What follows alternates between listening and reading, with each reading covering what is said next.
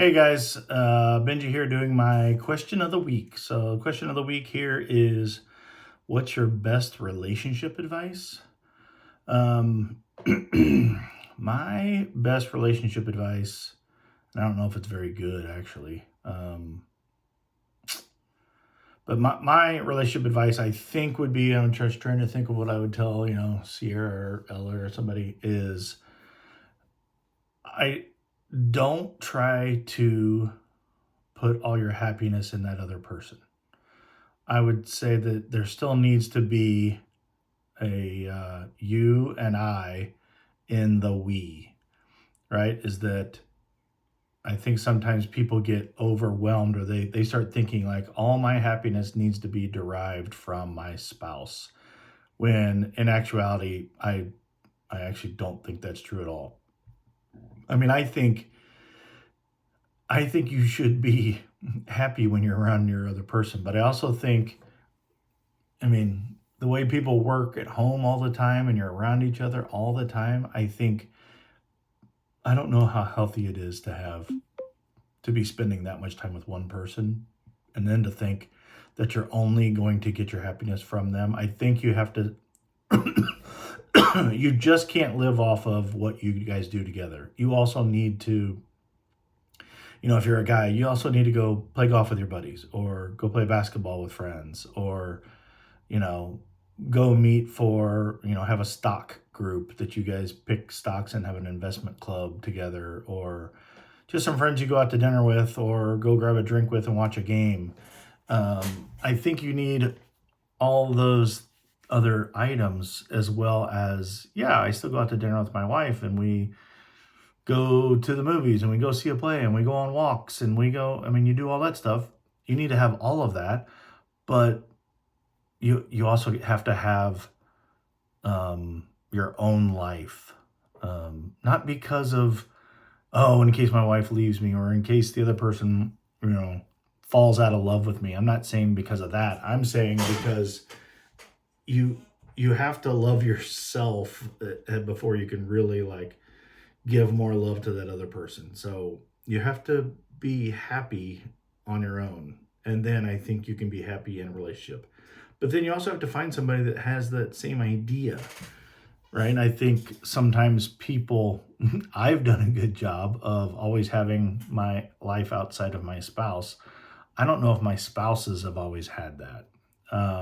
I think Jen has it the most, and I still think that's not very much because, but for sure, the other people that I've been in relationships long term, whether I was married or not, I don't think um, I don't think they had anything else besides me.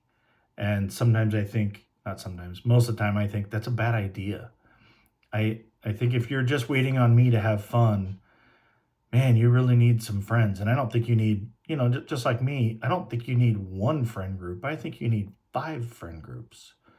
I mean, like at the golf course, I have two or three groups of friends that I can go play golf with, right? I've got my normal Tuesday group and I've got the Thursday Deuce guys. And then there's also the big group at the National that, you can go play with. There's 25 guys in that group that you can go play with anytime. And that's just for one golf group. That doesn't include when I go play golf with Belmer and Mike, not as much as I used to, but still a couple times a year where you go play with them at, of course, used to be Swope, but it's shut down right now. But, went out to Longview a few weeks ago to play with Mike and all those guys. You need that group. But then there's also the old softball guys that I hung out with 2 weeks ago, the Ryan Words and Brotherton and Dreyer and Banks and Tolles and all those guys.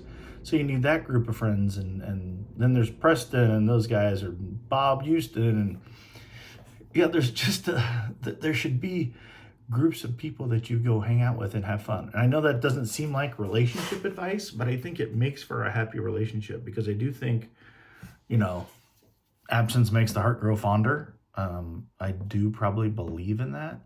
So I think when you have something else going on, it makes you more I don't even know the word I'm thinking of, but it makes you more not desirable, because I'm not saying that you need to always be um, trying to be desirable of your spouse or the person you're in a relationship with, but maybe you should. But it also just seems like, hey, they have things going on and they're fun, and they're always talking to people. And then you come back from having conversations and meetings with all these other people, and doing activities with them, and you learn about their lives and things they like. And you learn some things, and you tell your spouse, and your spouse is like, man, where do you get all these ideas? And like, well, maybe they're not all my ideas. Maybe they're just ideas of other people. And I'm just telling you, but it keeps me interesting. If we just both had dinner together every single night, we went out, even if it was somewhere cool, eventually you're like, you never have the, hey, so, well, what'd you do yesterday? How was that? How was playing golf with those guys? You haven't seen them in a while. How was lunch with Brian Beard? What's he up to? You have other things going on, and so you have things to talk about. If you're just with each other all day, every day, you would just, you're like, what'd you do yesterday? You're like, what do you mean? I was with you. I'm always with you. This is this is what we do. Um, so I think that, I mean, Jen and I are getting ready to embark on our retirement here, and we're going to travel the world. It's just going to be us. Now, Sierra's going to join us, Sierra and Charlie, and Ella sometimes, and maybe Brenda, maybe Max, maybe, could be all sorts of people that maybe occasionally. I don't think people are going to be there like all the time, but it's going to be mostly Jen and I. And we've said, like, when we come back to the States and to Kansas City, we might, like, she might go stay with Brenda up in Omaha, and I might go stay with my parents up in Holt on the farm, because you're like, okay, I've seen you a lot, like every day for 90 days. Could be 120, could be 150 days in a row, where maybe there was some time where we had some time apart there, but for the most part, we're together. We might come back and be like, okay, how about a little 1 week detox? And hey, I'm gonna go hang out with all my golf guys. I'm gonna play golf with these guys and then these guys, and I'm gonna go meet this guy for a drink, and I'm gonna go meet this guy for lunch, and you catch back up with your friends, because in another month, at least in our schedule, another month later, man, you're back out with just Jen and I again. So you do need that other time to go, hey, let me be around some other people. And I just think it's healthy. I just think it's the right way to do it. I think people that are just all in on each other, man, I think that could be tough. So, I that's my best relationship advice. I mean, the other thing is to the other advice I would have is to really give your partner some space, not physical space like I was talking about, but like some space for mistakes. They're not going to do everything right. And if you're a guy and you're married to a girl, she's probably going to get emotional. I'm sure some guys get emotional too, but I think most guys that I talk to are like, man, my wife can just get, in a way. And so you just kind of got to let them do that without thinking like, she's crazy. I don't think this is going to work. You can't keep thinking this isn't going to work all the time whenever it gets hard, because it is hard. It's hard to stick it out. Talk to anybody that's been married for 30, 40, 50 years. Yeah, there are hard times, but you choose to live with that person. You're you're not going to be madly in love, Cinderella and Prince Charming, after the first 3 or 5 years. Like, no, they do become, you have to be friends too. It's not just this passionate, loving, thing that it is in the first year, that it's like just, you know, roses and cheeseburgers, everything's just perfect. Um, so give them room to make mistakes, but you have to stick it out, So I would say that is the, if ever Sierra came to me and said, "Hey, I just don't know if it's working out with Charlie," I would probably say, um, I I I think this is probably just a speed bump. I mean, minus it's like he killed somebody, or he's got another family, another girlfriend, or something. Yeah, I mean, sure, there's some things that you're like, yeah, we can't get over that. But if you're like, he's just being needy, or he doesn't need me enough, or something, like, okay, that's a relationship issue that you can work through and you can get better at. And I would say you just need to do that. Your first instinct needs to not be, I don't know if this is working out. I think that's where people screw up and go, yeah, I'm not gonna do this anymore. This isn't what I want. You're like, I think you're just probably quick to stop. Now, it doesn't mean that you should never get divorced. I don't think that either. I think people do grow apart. I mean, if you marry somebody that you met when you were 16 and you're now 43 and you're like, man, this is not what I signed up for. I don't like it. Neither one of us like this. This is all horrible.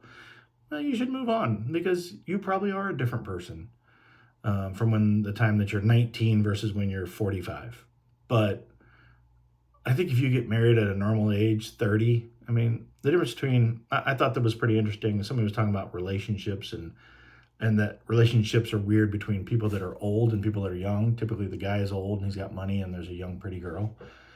And he said, it's funny because nobody cares about this except for when the girl is, let's say, 25 or under. That's the only time, because that's the only time that people are different. And they said, he said, it was a psychologist that was talking about, he said, mostly a person from the time that they're 30 till the time that they're 65, that's the same person. Like, it's just an adult. I don't think about my friendship with Nick Peterson and go, man, he's like 35 and I'm 50, almost 51. This is weird. No, he's just a guy. And I don't think about it the other way. I don't think about, hanging out with John Putnam, who's 11 or 12 years older than me, and I think, oh, that's like my dad. Like, no, he's just a guy. Now, if he would become even older, 75, 80, and he becomes a little decrepit, and can't get around, okay, maybe that does change, and that's weird. But for the most part, when you guys are in a relationship together and you're 30 or something, yeah, you're probably that same person. So I don't know where I was going with that, but I just think, as long as you get married at a decent age, and I mean like not getting married at 20, you get married at, the guy is 29 and you're 27 or whatever, yeah, you're kind of both grown. You understand what this is. So stick it out, be tough about your relationship, but also don't rely on your relationship completely for your happiness and for your entertainment and for your activities.